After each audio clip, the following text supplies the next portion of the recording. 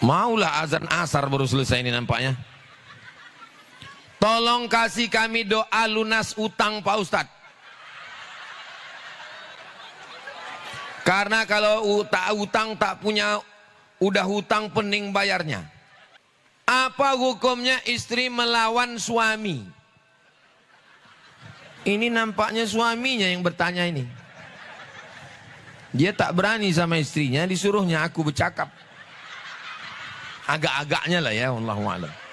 Bagaimana pendapat Ustadz orang yang mampu tapi dia tak mau berkurban ketika Idul Adha? Ini nampaknya panitia kurban masjid ini.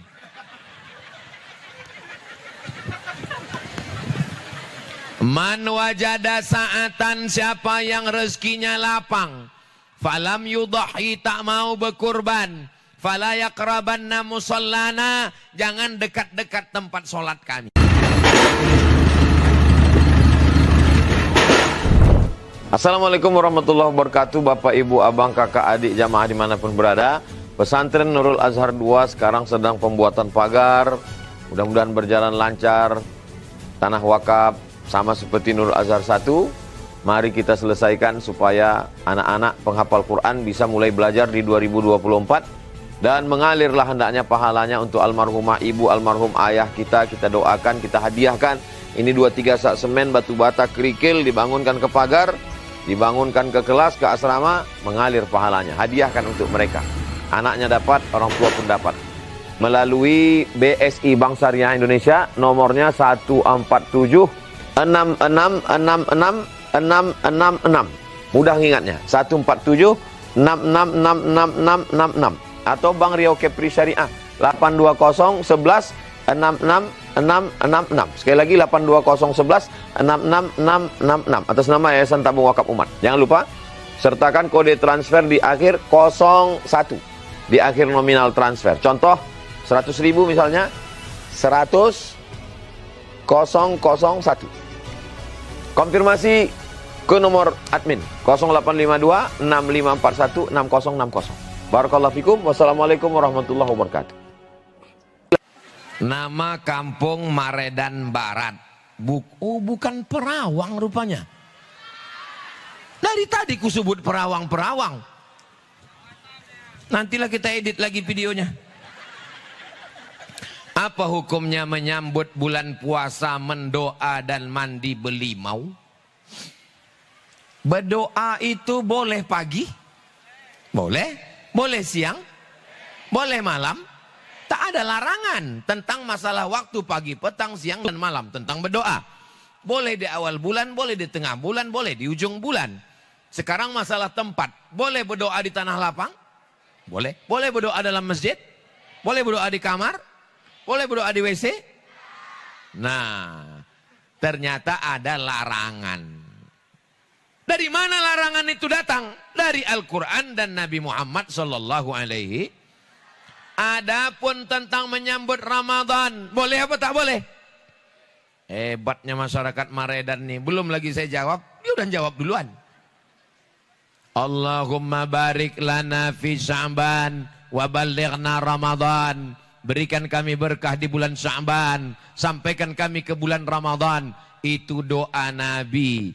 Nabi menyambutnya sejak bulan Rajab, Sya'ban, Ramadan.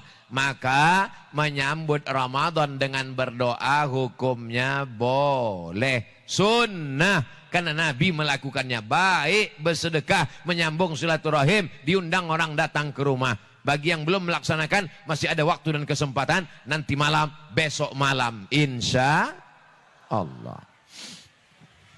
Apa hukum mandi belimau? Mandi hari Jumat, sunat. Mandi masuk Islam, baik. Mandi maaf cakap junub, wajib. Mandi habis wiladah, habis melahirkan.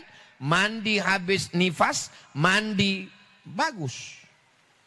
Mandi pagi, mandi siang, mandi malam. Mandi menjaga kebersihan. Innallaha jamil. Allah maha indah. Yuhibbul jamal. Allah suka kepada orang yang suci. Allahumma ja'alni minat tawabin wa ja'alni minal mutatahhirin. Allah suka kepada orang yang meminta supaya dia disucikan Allah. Mandi bagus. Nah, masalahnya mandinya belimau Pak Ustadz. Kenapa belimau? Karena mandinya pakai limau. Kalau mandinya pakai jeruk, bejeruk. Kalau mandinya pakai sabun, bersabun. Kalau mandinya pakai sampo, bersampo. Kenapa mesti pakai limau? Yang paling tahu kenapa pakai limau ibu. Ibu kalau mencucikan pakai sampo. Mencucikan pakai limau. Dan sekarang sudah ada iklannya di TV. Pakailah jus limau. Oleskan ke kulit Anda, melepaskan molekul-molekul yang menggupal hitam di permukaan kulit. Payah kali dia nyebut daki. Yang tak tanggal ketombenya, yang tak tanggal kurapnya, mandilah pakai limau. Ambek limau nipis, limau purut, limau segala limau. Ambek bunga mawar, bunga melati, bunga kantil, bunga tai ayam. Ambil itu yang wangi-wangi, pandan wangi. Ambil itu pinang, upih pinang, pucuk kelapa. Dimasukkan ke dalam pasu tanah liat. Dimasak wangi, dipakai untuk mandi. Bagus sekali. Itu tradisi nenek moyang kita. Baik, karena Allah, Nabi suka kepada yang wangi-wangi. Di mana letak salahnya? Mandinya bagus, wangi-wanginya bagus. Makanya kita disuruh memakai wangi-wangian. Tatoyub namanya, pakai parfum. Salahnya di mana? Mandi belimau pakai keyboard tunggal. Mandi belimau anak lajang, anak gadis, bonceng-boncengan, baduo dia teban. Jadi mandinya bagus, belimaunya bagus. Yang tak bagus itu bonceng-boncengnya. Yang tak bagus itu dangdutnya. Yang tak bagus itu maksiatnya. Buang dangdutnya, buang keyboardnya, buang campur laki-laki perempuannya. Mandinya tetap, mandinya mandi taubat. Apa pula tauco? Mandi taubat. Saya mandi taubat karena banyak silap, banyak salah, banyak dosa. Mudah-mudahan Allah mengampuni dosa-dosa kita. Astaghfirullah Rabbal baraya, astaghfirullah minal khataya, Rabbi zidni ilman nafi'a wa wafiqni amalan salihah. Memperbanyak istighfar. Apa hukumnya berangkat umroh dicicil setelah pulang umroh? Selama di Makkah tuh menangis depan pintu Ka'bah. Labbaik Allahumma labbaik. Ditanya sebelah, kau menangis karena dosa? Utang.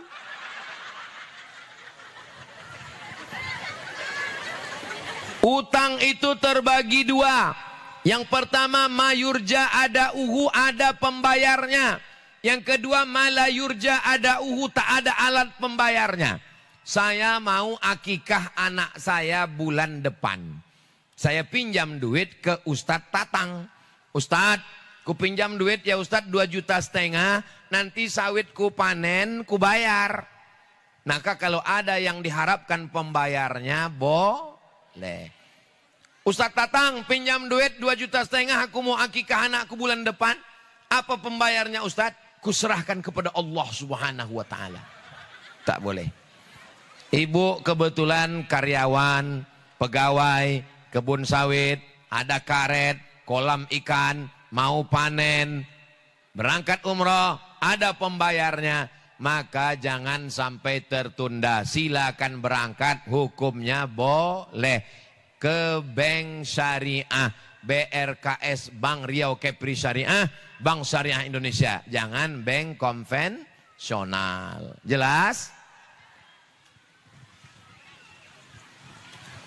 Tolong kasih tahu cara bayar zakat mal Pak Ustadz. Zakat mal ada nisabnya 1 tahun 85 gram emas. 85 gram emas berapa rupiah itu? 1 gram sekarang 1 juta lebih. Tapi karena kita udah lama kenal 1 juta aja lah. 1 juta kali 85 sama dengan Memang kalau udah cerita zakat nih banyak yang pura-pura bodoh. 1 juta kali 85 sama dengan 85 juta.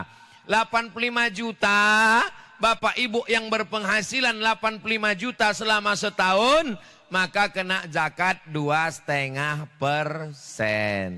Macam mana cara menghitung 2,5%? Kalau 1 juta 25.000, kalau 10 juta 250.000, kalau 100 juta 2,5 juta.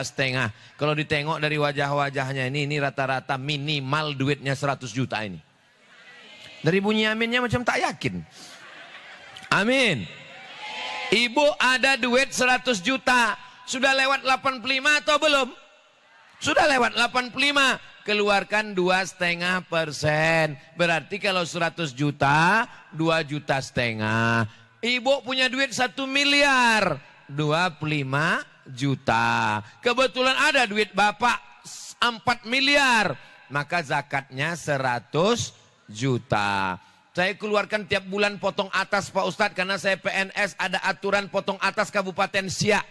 Dibagi 12, 85 juta bagi 12, berarti sebulan itu rata-rata 7 juta, 6 juta. Jadi siapapun yang berpenghasilan 6 juta, keluarkan 2,5% kalau mau pakai tiap bulan. Pak Ustadz, gaji saya cuma 2 juta. Jangan hitung gaji, hitung semua total. Gaji pokok, uang tunjang, uang sipak, uang sikut, uang sundul, uang tanduk, SPPD keluar kota, hasil brondol sawit, hasil itu, hasil ini. Yang punya tuyul lepaskanlah balik.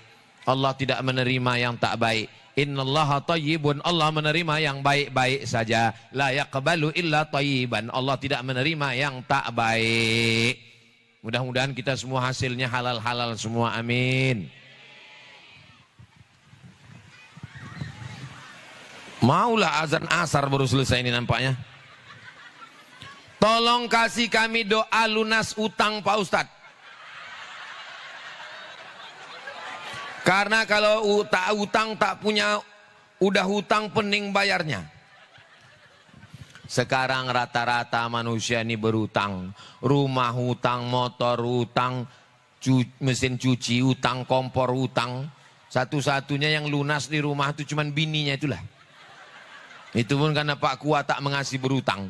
Kalau kata Pak Kua boleh, itu diutang. Aku nikahkan engkau dengan anakku dengan mahar sebentuk cincin emas, utang.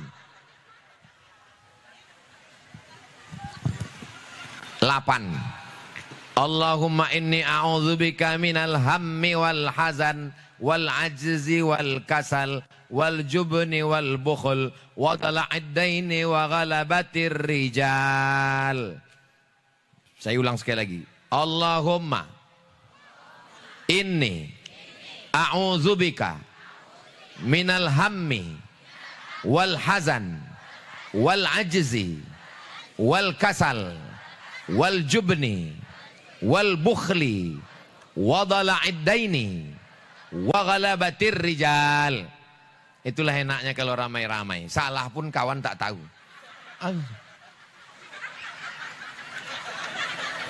8. Allahumma inni a'udzubika minal hammi, jauhkan aku dari kesusahan, wal hazani, hammi susah hati, wal hazani kesulitan, wal ajzi sifat lemah, wal kasal sifat malas, lupa pula sih. Hammi wal hazan wal ajzi wal kasal, wal jubni pengecut, wal bukhli pelit, wa ghalabatid daini, jauhkan aku dari dililit hutang, wa ghalabatir rijal, dikuasai orang lain. Yang bisa bahasa Arab, doa tak mesti bahasa Arab. Yang tak bisa bahasa Arab pakai bahasa Indonesia. Ya Allah, hutangku keliling pinggang, tolong aku ya Allah. Tapi kalau doanya nanti sholat tarawih di masjid, jangan kuat-kuat. Dengar kawan. Ya Allah, hutangku banyak. Kata kawan, berapa? Kata dia. Hutangku 5 juta. Banyak aku lagi, kata dia. Makanya nanti kalau berdoa sifatnya pribadi, dalam hati aja. Kalau ada kawan bertanya, apa doa kau? Urus sajalah doa kau, jangan urus doa aku.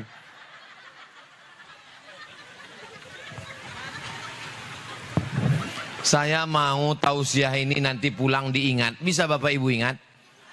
Jangan sampai nanti pulang ditanya sama suaminya, apa yang disampaikan Ustaz itu? Apakah kita setiap kaum muslimin dan muslimat wajib mempelajari ilmu tarekat, hakikat, makrifat? Apa hukumnya kita bermursyid? Ustadz Somad bisa sampai ke Maredan ini kalau tidak dibawa oleh supir yang tahu jalan? Bisa? Tak bisa. Maka mesti ada supir yang tahu jalan. Maka supir yang tahu jalan itu namanya mursyid. Jalan yang dilewati itu namanya thariqat. Maka ada namanya syariat. Tegak, ruku, sujud, itu syariatnya.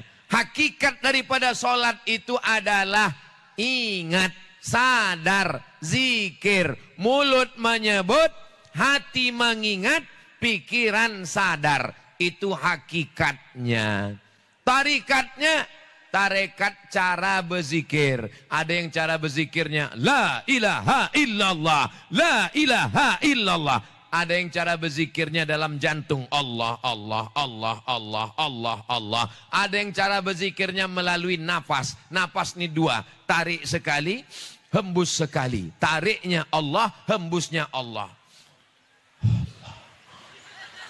Itu namanya tarekat cara berzikir. Makrifat, mengenal Allah. Allah mengenalkan dirinya kepada hamba. Itu namanya makrifat. Imam Al-Ghazali sampai kepada makrifat. Ditanya orang, Ghazali, ya, bagaimana makrifat? Nurun yaqdhifullahu fi qalbi abdi. Allah memancarkan, menembakkan cahaya ke dalam hati seorang hamba. Allah menampakkan cahaya ke hati ibu. Allah menampakkan cahaya ke hati saya. Beda orang, beda cahayanya. Boleh jadi saya yang ceramah, tapi cahaya saya 5 watt. Ibu mungkin manusia biasa, bukan ustadz. Tapi hati ibu lebih bersih, hati bapak lebih ikhlas, boleh jadi lebih makbul, cahayanya lebih banyak. Makanya kita berdoa minta cahaya. Allahumma ja'al fi qalbi nura, wa fi sam'i nura, wa fi basari nura, wa an yamini nura, wa an yasani nura, min amami nura, min khalfi nura, min fawqi nura, min tahti nura, wa ja'al li nura. Saya mau ikut tarekat Pak Ustadz. Silakan pergi ke Besilam Langkat. Jumpa sama mursyid Syekh Zikmal Fuad. Dari sini ke Medan, dari Medan ke Tanjung Pura belok kiri, masuk ke Langkat, mengambil tarekat, suluk 10 hari. Oh jauh kali Pak Ustadz, ke Pelelawan, Pangkalan Kerinci, jumpa sama Ustadz Zulkarnain, anak Buya Somad, tarekat Naqsabandiyah. Oh saya yang dekatnya ke arah Rokan Hulu. Rokan Hulu datang ke pesantren Babus Salam. Jumpa Bulia Alaidin Atori. Anak dari Syekh Aidarus. Tarekat Naqsabandiyah. Suluk 10 hari. Jelas? Tapi tidak wajib. Sholat wajib. Puasa wajib. Berzikir wajib. Cara berzikir kita pelajari dengan guru kita masing-masing insya Allah. Mudah-mudahan hati kita selalu berzikir.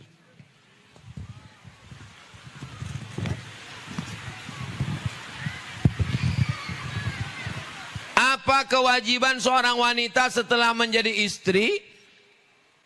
Apa hukumnya istri melawan suami?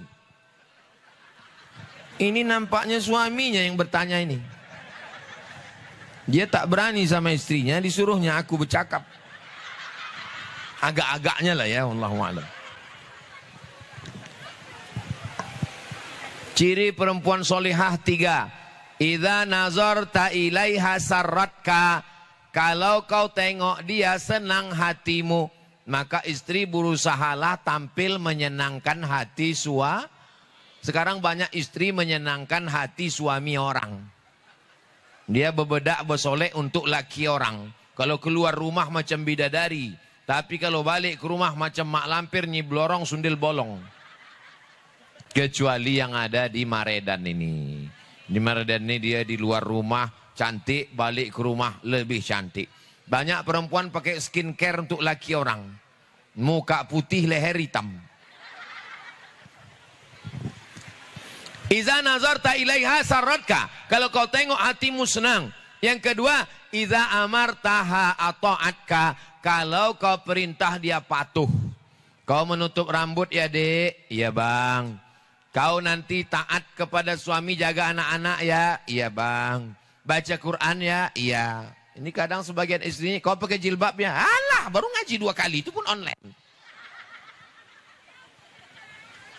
Apalah salahnya ibu bilang iya. Laki-laki itu senang hatinya kalau ibu patuh. Dia yang merasa superior, dia merasa punya kekuasaan. Walaupun duit belanja ibu yang megang. Betul bu? Oh, mengaku orang nih. Yang ketiga, idza ghibata anha, kalau suaminya pergi jauh, hafizat amwalaka wa auladaka, dijaganya hartamu dan anak-anakmu. Bapak pergi keluar kota mencari nafkah, pergi pagi pulang petang, peras keringat, banting tulang, tunggang langgang, lintang pukang. Begitu pulang anak-anak sehat. Jangan sampai begitu bapak pulang kulkas digadaikannya, anak telinga tinggal 1 di jewernya, ditengok sawit habis semua brondol. Ini berusahalah menjadi istri yang solihah. Boleh melawan suami Pak Ustadz. Perempuan yang melangkahkan kakinya selangkah keluar dari rumah tidak izin suami, maka sejak keluar pergi sampai pulang dilaknat Allah Subhanahu wa taala. Suami yang bagaimana? Suami yang takut kepada Allah, suami yang soleh. Kadang suami ini pun juga, kau mesti taat kepada aku. Sembayang tak pernah. Idul Fitri, Idul Adha, mak tepuk tangan orang ini senang kali hatinya.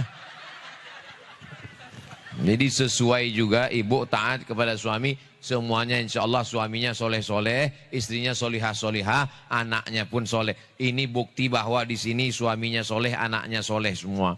Kalaulah suaminya genderuwo, bininya mak lampir, anaknya tuyul. Bagaimana pendapat Ustadz orang yang mampu tapi dia tak mau berkurban ketika Idul Adha? Ini nampaknya panitia kurban masjid ini.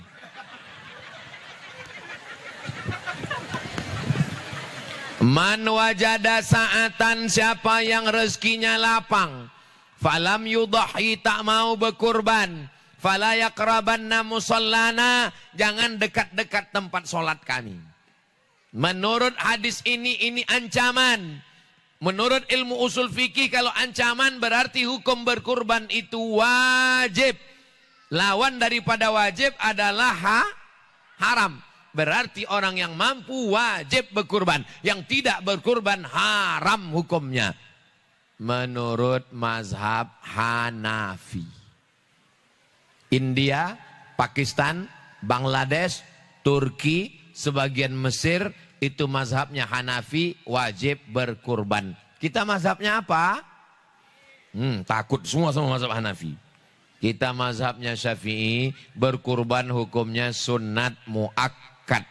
Maka berkurbanlah Bapak Ibu sekalian. 2,5 juta. Bagi orang Maredan 2,5 juta tuh upil aja itu. Bersin aja itu. 2,5 juta.